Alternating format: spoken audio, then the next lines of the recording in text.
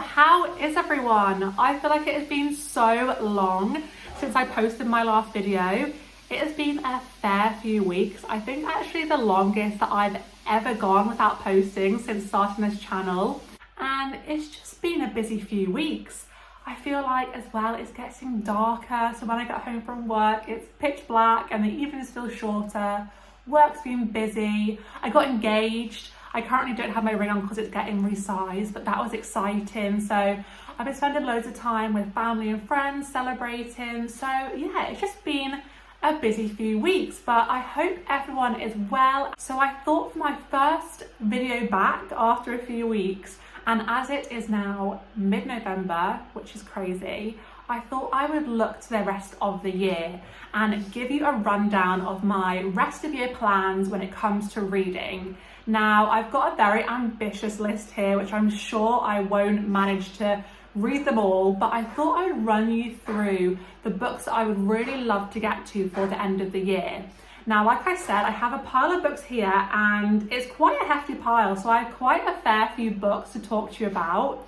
And I would love to get your opinion on some of them. So yeah, I'll start with the book that I'm currently reading, which is Babel. And I have wanted to read this book for so long. So I'm so excited to be reading it.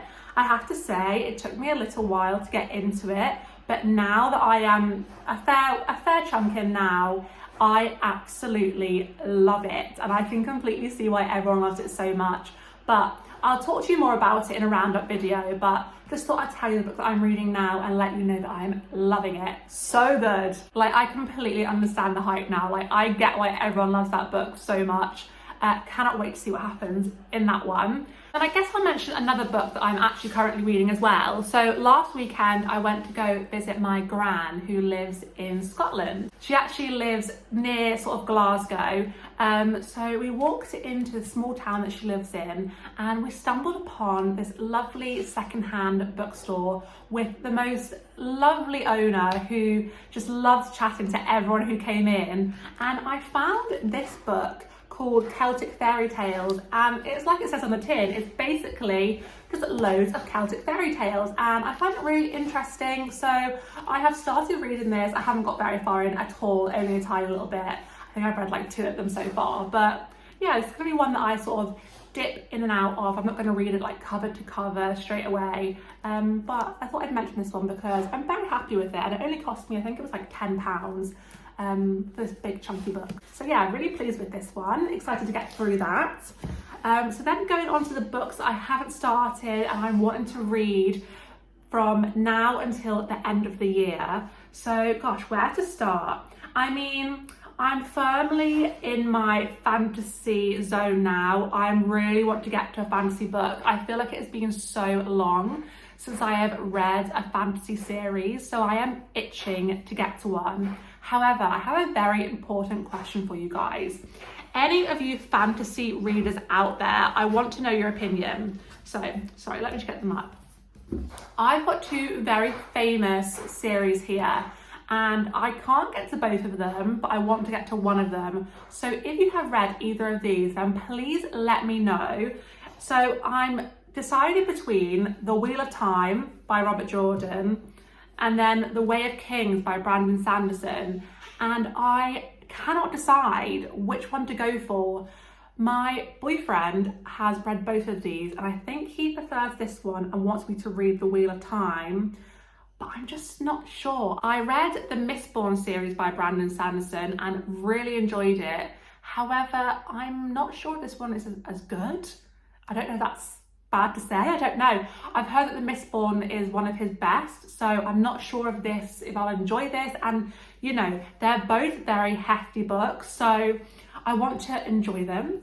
So if any of you have read any of these series, then please let me know which one to read because I'm not sure, but I definitely want to get to one of them. I know that people absolutely love The Wheel of Time, like people who have read the whole series, and isn't it like, I don't know, like loads of books, like more than 10, is that right? People who have finished these books absolutely love the whole series and are like huge fans. So, but that is a big commitment to get into that. So yeah, I'm just not sure. So please let me know, please give me your opinions if you have read any of these, because I would love to hear it. And then as well, on that fantasy route, I really want to get to the second book in Robin Hobb's Farseer trilogy. I read the first book in this trilogy and loved it. People love Robin Hobb. That was actually my first Robin Hobb book that I'd ever read, and I really enjoyed it. So really keen to get to the second one in it, and I know people just love this series so much. And I think this is probably a definite that I'm gonna read by the end of the year, because yeah, people love it and I want to love it too. So excited about this one. So then moving on to some other books that aren't fantasy, because I'm really cautious that I don't want to like get myself in a rut. If any of you watched maybe it was my last video now, I talked about Stephen King, and I read only Stephen King books for all of October, spooky season. And I feel like it put me in a bit of a reading slump, because I was literally just reading Stephen King, and I think I need a bit of variety. I need to spice it up a little bit. So I'm very conscious that I don't want to just read fantasy books. I want to mix it up so that if I am in the mood for something else, then I have it there. But I really actually want to get to another Cormac McCarthy. I read The Road by Cormac McCarthy and really enjoyed it. It's very bleak. It's like post-apocalyptic world with a father and son making this sort of treacherous journey. People love that book and I really enjoyed it too. It was very sad but very good. So I would love to read some more from him. This one, Suttree, sounds really good. I think all of his books are very bleak, but I think in those winter months, that's the vibe that you want. I mean, I feel like you don't want to read Cormac McCarthy in the summertime, so I think now is just the perfect time. But I'll read the blurb to you. It says, this compelling novel has as its protagonist Cornelius Suttree living alone and in exile in a disintegrating houseboat on the wrong side of the Tennessee River, close by Knoxville. He stays at the edge of an outcast community inhabited by eccentrics, criminals, and the poverty-stricken. Rising above the physical and human squalor around him, his detachment and wry humour enable him to survive dereliction and destitution with dignity. And people say that this is one of his funnier books, so I would love to see how he tackles that, the sort of bleak with the humour. So would really love to get to this one. I think if I don't get to it though, this would be a good like January, February book also. So we'll see how I get on with that, but would really love to get to it. And then as well, I think another book that is just perfect.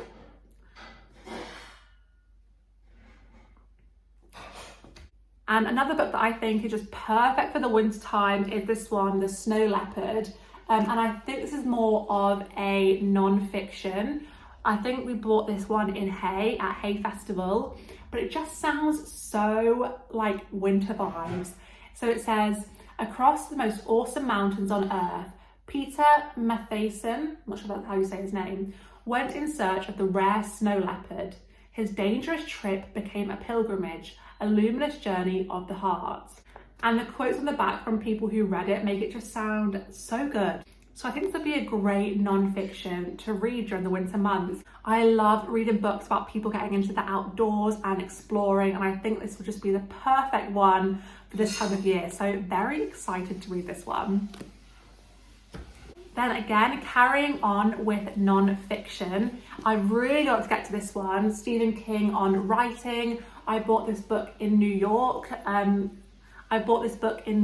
But people say this is so good. If you're wanting to get into writing, then to read this book. It's an autobiography from Stephen King, and I think it's about just how he got into writing, and I hope there's some great tips in there. I really want to hit the ground running in 2024 to start ramping up my writing, so I think this is the perfect book to help me do that. I would really like to get to this before the beginning of the year so that I'm feeling inspired and ready to write. So yeah, really excited for this one.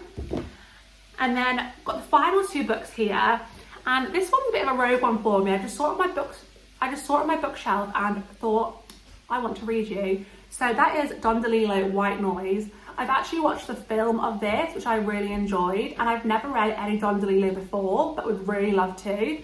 And I feel like this is a good starting point. I mean, correct me if I'm wrong, but I think this is a good starting point with Don DeLillo. It's not too long. I know a lot of his books are a lot longer than this, so I think it's just a really good one to start with. And I'll read you the blurb so you know what it's about. It says, Jack Gladney is the creator and chairman of Hitler Studies at the College on the Hill. This is the story of his absurd life, a life that is going well enough until a chemical spill from a rail car releases an airborne toxic event, and Jack is forced to confront his biggest fear, his own mortality. White Noise is an effortless combination of social satire and metaphysical dilemma in which DeLillo exposes our rampant consumerism, media saturation, and novelty intellectualism. It captures the particular strangeness of life lived when the fear of death cannot be denied, repressed, or obscured, and ponders the role of the family in a time when the very meaning of our existence is under threat. And I really love a book with satire in it. Some of my favourite books have satire. It just really appeals to me for some reason, and that's the reason why I love Percival Everett so much and Kurt Vonnegut so much. I feel like they have this wonderful satire in their books where they talk about very real and often very disturbing topics, but that element of satire makes it such a digestible and enjoyable book to read, even when they are talking about some more serious topics. So I think I will really like Don DeLillo's writing. Really excited to get to it, and I hope he lives up to my hype. So yeah, excited for that one. And then finally, we have a classic. I just love her writing so much, and that is Margaret Atwood, Cat's Eye. I just love Margaret Atwood so much. I don't know if she's a bit of a controversial one. I don't know if everyone loves her writing, but I just really do. I think Margaret Atwood is at her best when she's writing these dystopian novels. It's when I absolutely love her. But really, I would love to get around to all of her books because she just really appeals to me. And I love her as a person. She's so witty, and I just think that translates into her books so well. So yeah, it's very vague. I feel like her blurbs are always very vague. So it just says, I have to sit on a window ledge by myself because they aren't speaking to me. It's something I said wrong, but I don't know what it is because they won't tell me.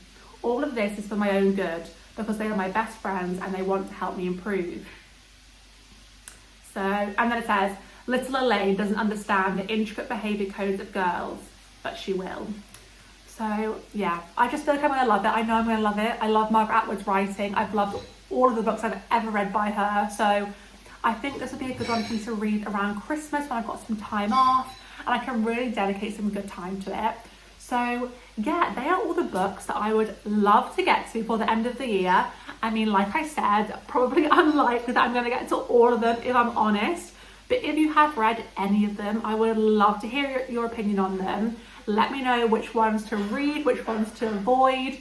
But yeah, I'm excited to get into these books. I've got some time off around Christmas and my birthday, so I just want to spend that time really just reading as much as I can. I feel like I've not been reading all that much at the minute. I just feel like life's been so busy, work's been so busy. I'm super excited about each and every one of these. So I will get around to them at some point, if not before the end of the year. But I'm hoping to read as much as possible between now and end of December.